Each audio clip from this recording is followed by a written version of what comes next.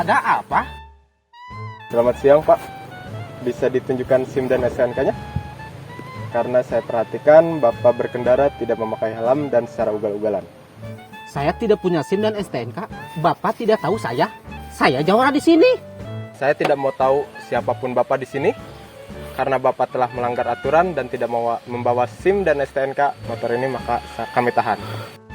Waduh, saya kan jawara. Kok masih tetap saja motor saya ditahan? Oh no!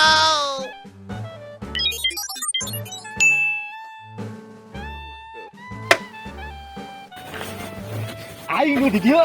Aing jawara di dia. Pak, Pak,